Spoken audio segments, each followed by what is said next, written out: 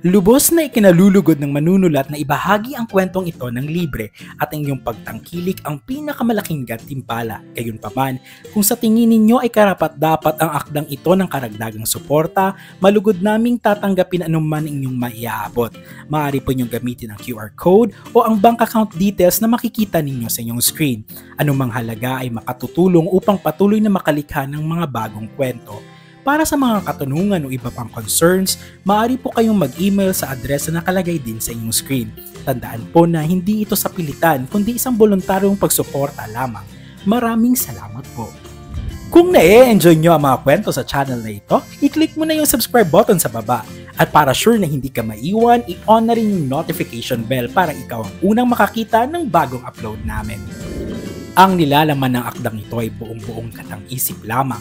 Lahat ng pangalan ng tauhan, mga lugar at pangyayaring inilarawan ay mula sa malikhaing imahinasyon ng manunulat. Kung mayroong mang pagkakahawig sa pangalan ng tao, lugar o insidente sa tunay na buhay, buhay man o yumao, ito ay hindi intentional at isa lamang purong nagkataon. Ilang taon na rin ang lumipas mula nang lisanin ng sikat na engkantonero na si Mang Eduardo at ng kanyang pamilya ang bayan ng Madalakit. Ang Madalakit na matatagpuan sa liblib na bahagi ng Visayas sa isang lugar kung saan may manipis na linya lamang ang pagitan ng mundo ng tao at ng dapit. Ito ang mundo ng mga makakapangyarihang lamang lupa at lamang tubig na tinatawag na engkanto. Si Mang Eduardo at ang kanyang nag-iisang anak ay dalubhasa sa pakikipaglaban sa iba't ibang uri ng mga engkanto. Higit pa rito, sila rin ang tanging pag-asa ng mga taga-Madalakit dahil pinapagaling nila ang mga taong binibigyan ng sakit ng mga engkanto. Ang engkantonero ay naiiba sa mga albularyo sapagkat ang kanilang kaalaman ay nakatuon lamang sa isyu at sakit na dulot ng nilalang mula sa dapit. Hindi sila nanggagamot ng mga sakit na gawa ng tao tulad ng kulam at iba pa. Hindi sila lumalaban sa mga taong may kakayahang mangkulam. Simula nang umalis si Mang Eduardo, hindi na nagagamot ang mga sakit na dulot ng iba't ibang engkanto. Kahit nasa modernong panahon na ang bayan ng Madalakit ay nananatiling hindi progresibo, ang pag-unlad at sibilisasyon ay tila ayaw yumakap sa liblib na lugar na ito. Ang dahilan, ang lugar ay masyadong mahiwaga, puno ng misteryo at mga kakaibang pangyayari.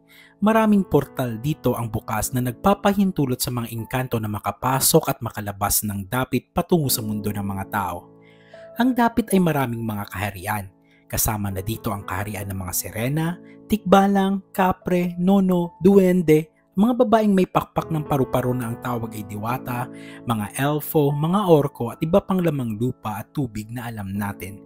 May dalawang kahariang pinakamakapangyarihan sa lahat at ito ang kaharian ng elfo at orko.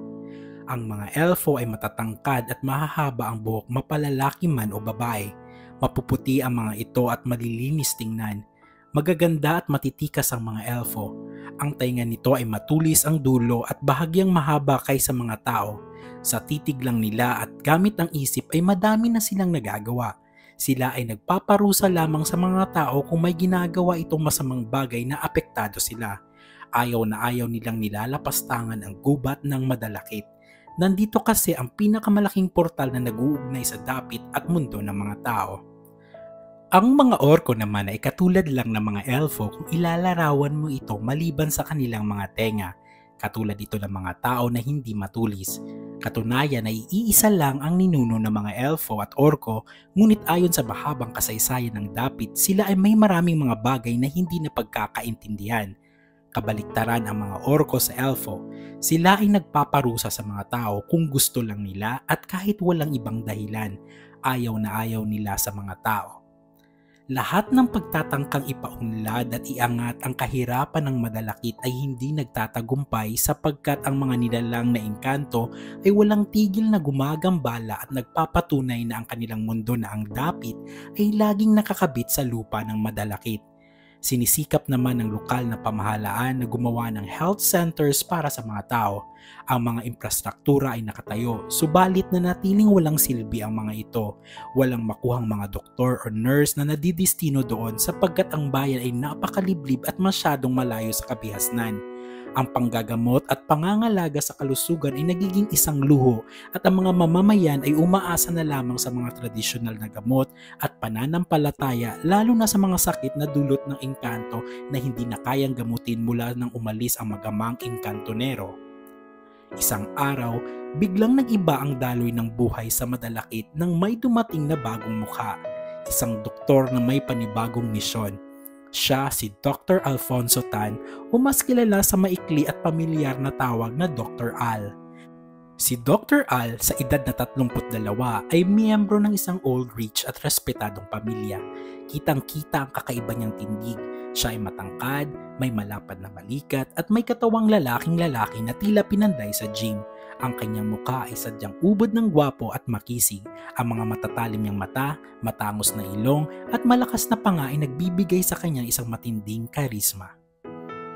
Tinalikuran ni Dr. Al ang kanyang karera sa isang malaking hospital sa Kamaynilaan dahil sa isang personal na pangarap. Gusto niya talagang manilbihan at makatulong sa mga tao sa liblib na lugar. Panandalian niyang iniwan ang pribilehiyo at kaluwagan ng lungsod upang dalhin ang serbisyo at pag-asa sa Madalakit.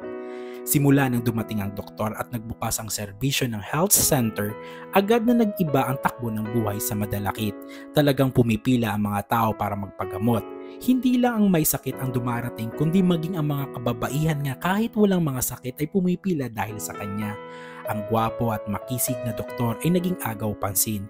Sa bawat ngiti at paglapit ni Dr. Al, umaasa ang mga tao na magdadala siya na hindi lamang mga lunas sa karamdaman kundi pati na rin kaunting pananabik at pagbabago sa kanilang simpleng buhay. Isang hapon, nakaupo si Dr. Al sa kanyang mesa sa loob ng health center habang sinusuri ang huling pasyente. Isang matandang lalaki na puno ng pantal ang balat. Seryoso niyang tinignan ang mga pantal at sinuri ang kalagayan. "Tatay, mukhang matinding allergy lang po ito," paliwanag ni Dr. Al, may ngiti sa kanyang labi. "Bibigyan ko po kayo ng antihistamine at isang cream para mabilis mawala." Ngunit umiling ang matanda. Tinitigan niya ng mariin si Dr. Al, may halong lungkot at takot ang mga mata.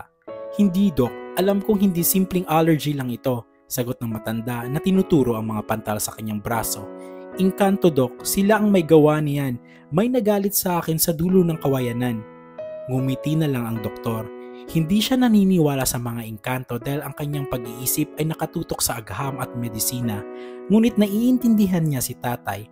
Alam ni Dr. Al na ang mga paniniwalang iyon ay likas sa Madalakit dahil masyadong malayo ito sa kabihasnan at kulang sa formal na edukasyon. Ito ang kanilang paraan ng pagpapaliwanag sa mga bagay na hindi maipaliwanag ng agham. "Sige po tatay, inumin niyo na lang po ito ng regular.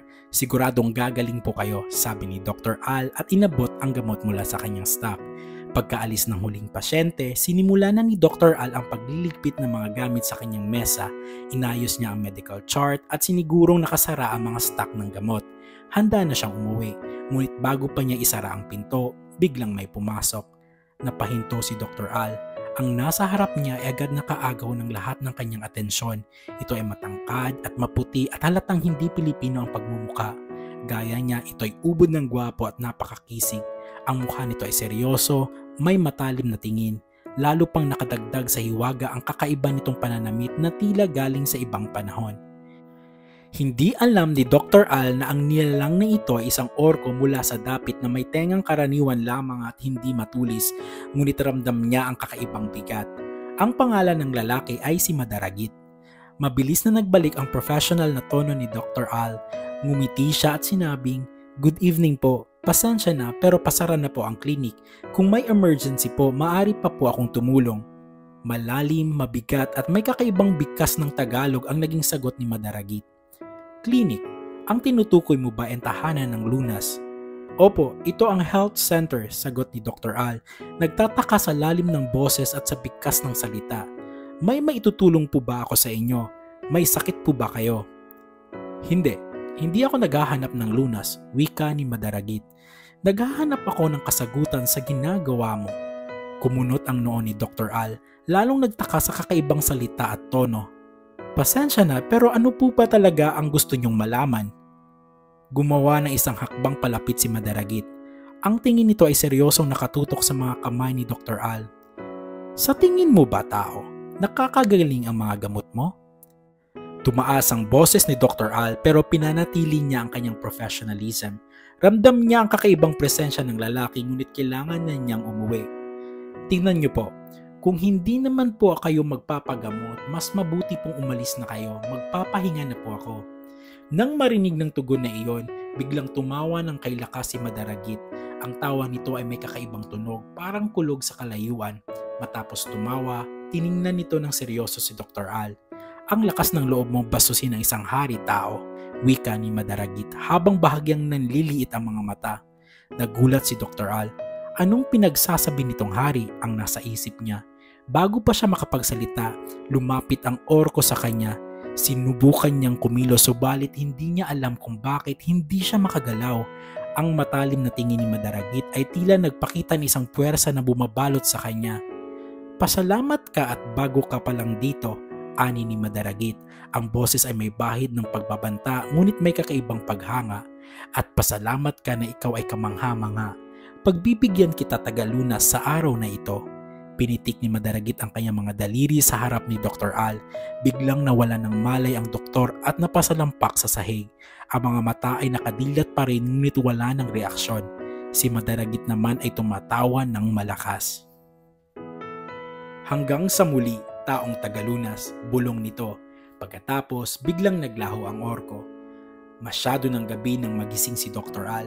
Sumasakit ang batok at nanlalabo pa ang paningin niya. Dali-dali siyang nag-ayos at lumabas ng klinik. Mabilis siyang naglakad papunta sa tinutuluyan niya. Pagkadating niya roon, sinalubong siya agad ni Lolo Ben at Lola Minda ang may-ari ng bahay. Nakalabas na ang mag-asawa at pupunta na sana sa klinik dahil nababahala sila na bakit matagal siyang nakauwi. Iho, ano bang nangyari? 10:00 na ng gabi. Nag-aalalang tanong ni Lola Minda habang siya ay inaakay. Nagpilit umupo si Dr. Al sa isang silya at sinabi naman niya ang lahat. Mula sa biglaang pagpasok ng matangkad na lalaki, sa kakaiba nitong pananalita hanggang sa pagkawala niya ng malay. Hindi niya binanggit ang tungkol sa hari at tagalunas dahil baka isipin nilang nababaliw siya. Nananatiling tahimik si Lolo Ben. Siniguro naman ni Lola Minda na nakaupo ng maayos si Dr. Al at binigyan siya ng tubig. Sabi mo'y ubod ng gwapo at may kakaibang pananamit, pero mukhang banyaga, tanong ni Lolo Ben, nag-iingat sa bawat salita. Opo, ang lakas ng karisma niya pero kakaiba siya magsalita ng Tagalog, sagot ni Dr. Al. Nanginginig pa rin ang boses. Nagtanong si Lolo Ben, anong klaseng tenga meron siya Dr. Al? Matulis pa? Nagtaka si Dr. Al sa tanong ngunit mabilis siyang sumagot. Hindi po Lolo Ben, normal lang po katulad ng isang tao. Pagkasabi ni Dr. Al niyon, napatakip ng bibig ang matandang babae at dali-dali siyang umatras. Nagkatinginan sina Lolo Ben at Lola Minda at ang takot ay agad na bumakas sa kanilang mga mata. Alam nilang orko ito. Iho, ang nakita mo, hindi iyon tao, panimula ni Lola Minda habang siya ay nanginginig pa rin. Alam mo bang puno ng engkanto ang Madalakit? May mga elfo at may mga orko. Nagpalitan ng tingin ang mag-asawa at sinimula nilang ipaliwanag ang pagkakaiba ng dalawa. Ang elfo, paliwanag ni Lolo Ben, seryosong nakatingin kay Dr. Al. Sila ang mga magaganda at mapuputi at matutulis ang tenga pero may kapayapaan ang mga iyon. Bihira silang makisilamuha sa mga tao. Huminga siya ng malalim bago nagpatuloy.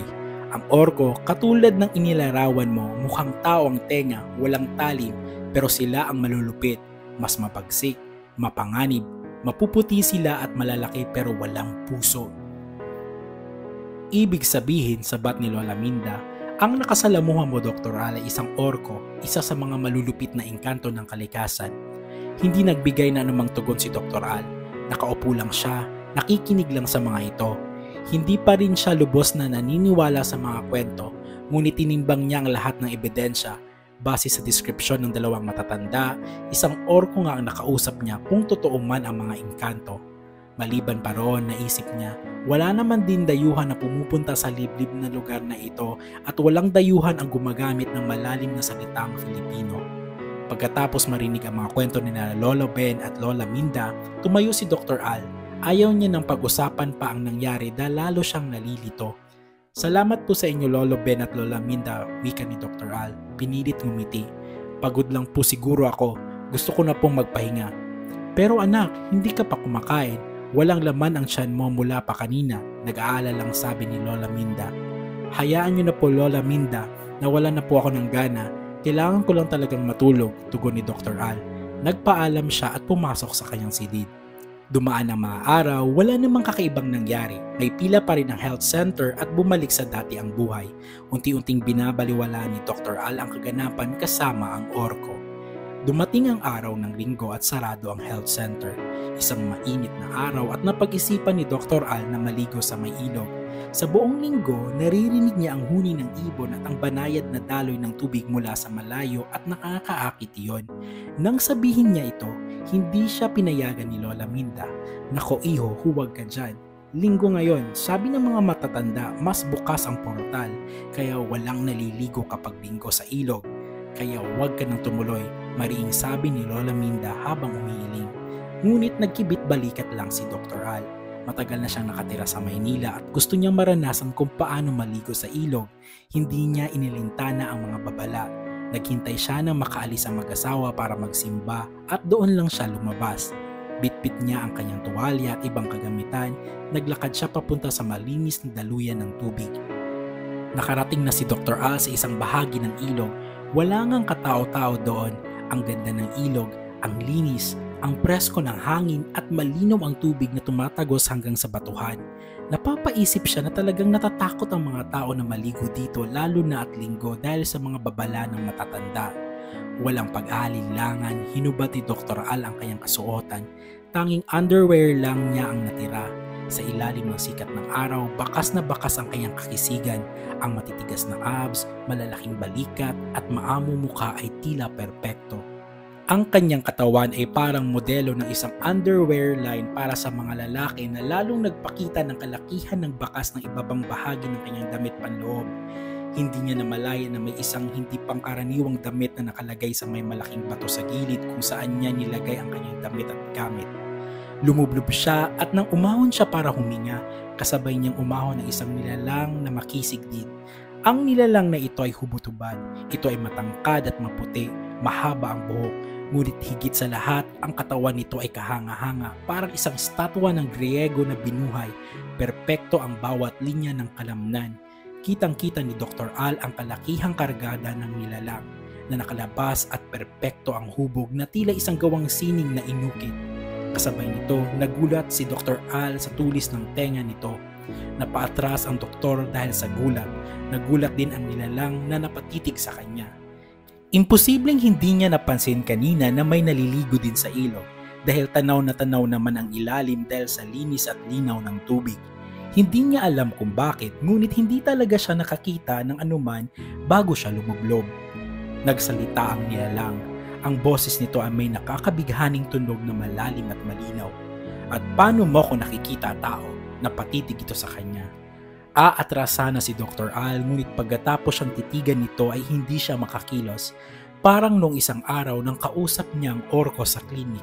Tinitigan lang siya nito pero hindi siya makagalaw.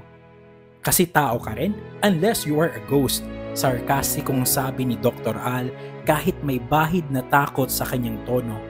Ngumiti ang nilalang, isang ngiting kasing amo ng liwanag. Hindi ko naiintindihan ang iyong tinuran. Isa kang dayo sa madalakit. Lumapit pa ang nilalang sa kanya. Whatever you are doing to me, please stop. Make me move. Pakiusap ni Dr. Al na nakadama ng matinding takot. Nakakatuwa ang iyong pananalita, tugon ng nilalang. Nang makalapit na ang nilalang sa kanya at akmang hahawakan na siya, biglang umilaw ang mga mata nito.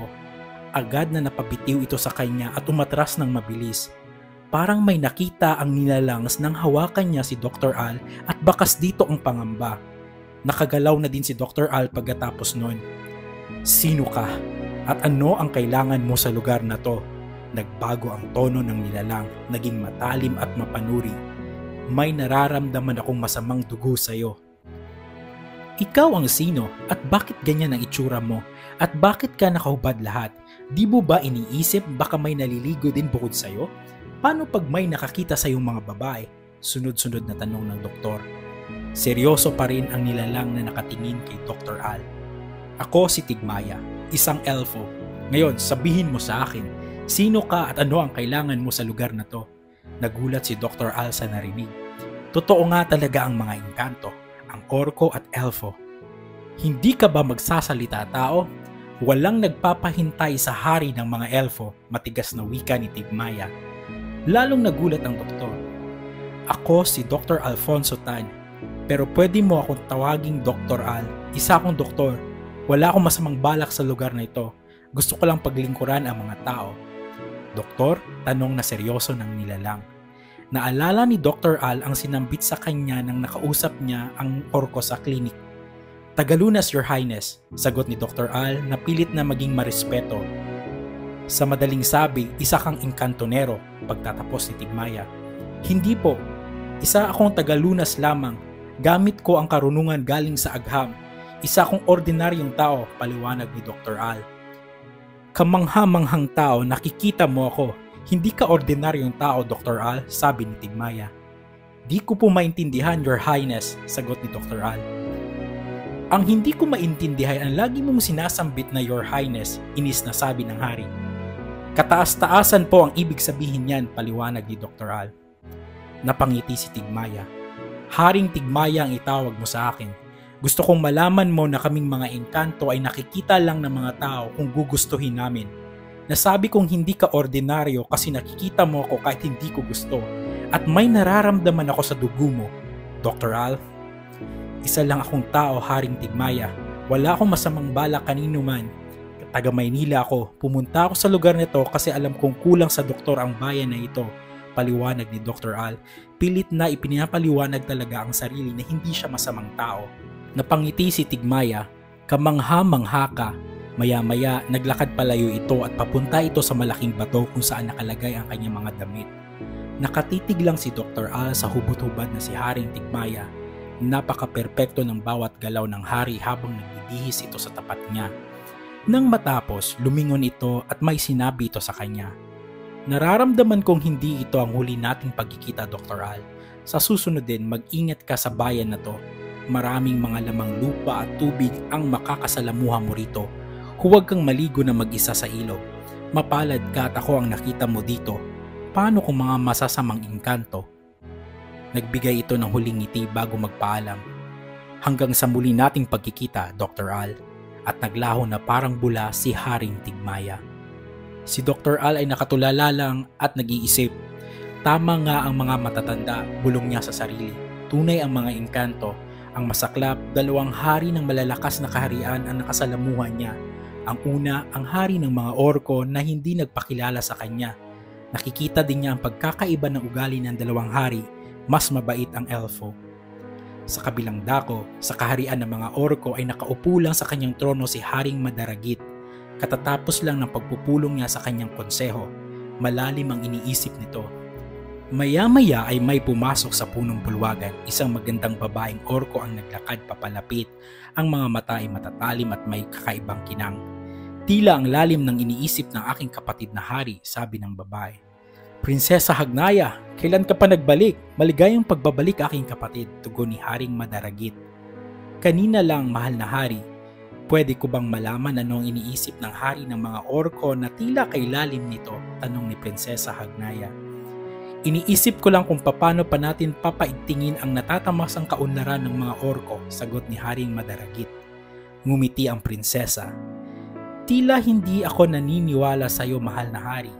Batid ko ang iyong pamumuno sa mga orko ay walang kasing galing. Iba ang iniisip mo. Tila nakalimutan mo na ang iyong kapatid ay may kakayahang basahin ang enerhiya ng isang nilalang. Batid kong may nagpapatibok sa puso ng aking mahal na kapatid na hari. Wala talagang maitatago ang hari ng orko sa prinsesa niyang kapatid. Hindi ito tumugon sa huling sinabi ni Hagnaya at nagpatuloy sa kanyang pag-iisip. Ang tingin ay nakatuon sa malaking bintana ng bulwagan. Naintindihan naman ni Prinsesa Hagnaya ang katahimikan. Ngumiti siya at yumukod ng bahagya. Kung gayon, magpapahinga na ako, Haring Madaragit. Pupunta na ako sa aking silid, sabi ni Prinsesa Hagnaya na hindi na pinilit ang kapatid.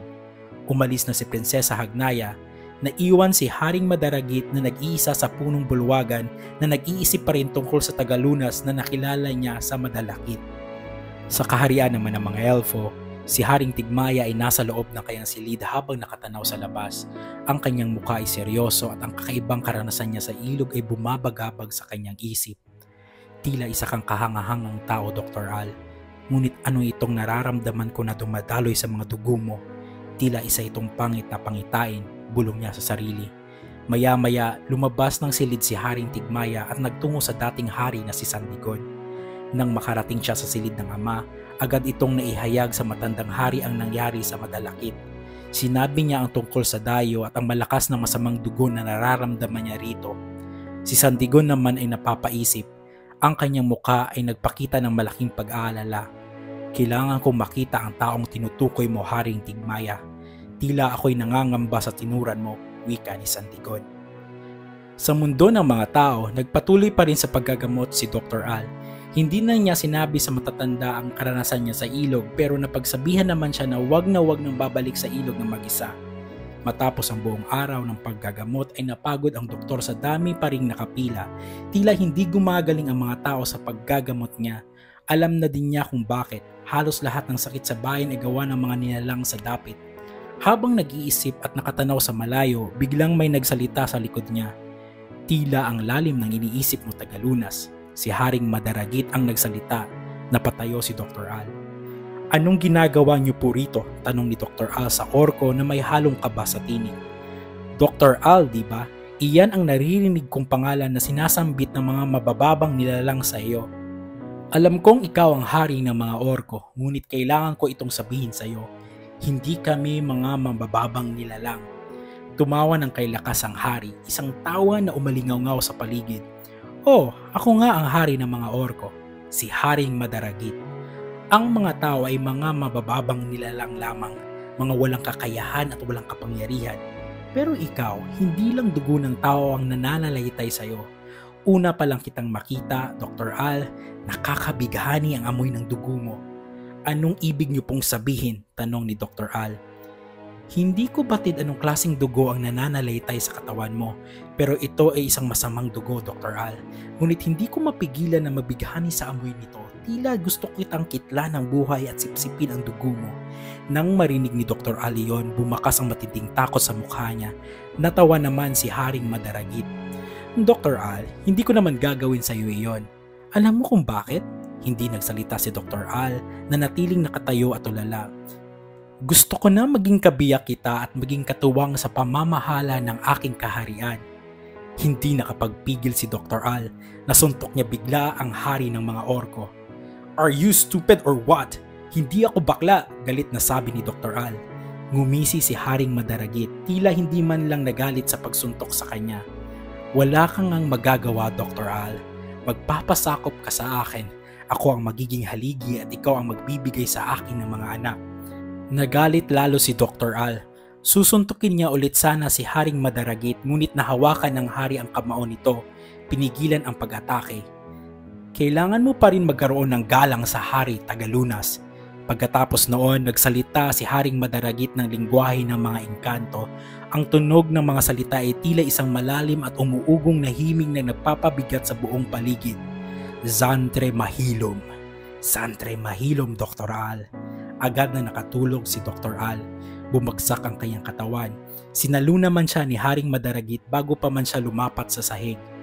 Binuhat ni Haring Madaragit si Dr. Al at sa isang iglap naglaho sila patungo sa dapit sa kaharian ng mga orko. Nagising si Dr. Al sa kakaiba ngunit magandang silid. Ang silid ay malaki, pinalamutian ng mabibigat na tela at palamuting yari sa matitigas na bato, ngunit tila ito'y kulay ng gabi. Nakita niya sa tabi niya ang hari ng mga orko na nakaupo sa isang silyang kahawig ng trono. Babango na sana siya para suntukin ang hari ngunit nagulat siya na tila ang kasuotan niya ay katulad ng mga orko. Ibalik mo ko sa Madalakit, orko, sabi niya na wala ang paggalang sa hari. Nagalit naman si Madarakit at kinumpas niya ang kanyang kanang kamay dahil sa kapangyarihan ng kumpas natapon si Dr. Al sa kama pabalik. Walang sino man ang bumabasto sa hari ng mga orko sa sarili niyang kaharian.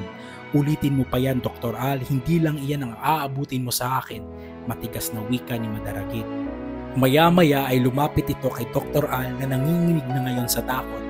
Hinalikan naman siya sa noo ni Madaragit. Pagkatapos siyang halikan ay umalis ito sa silid. Iniwan siya nag-iisa at nakadarama ng matinding takot.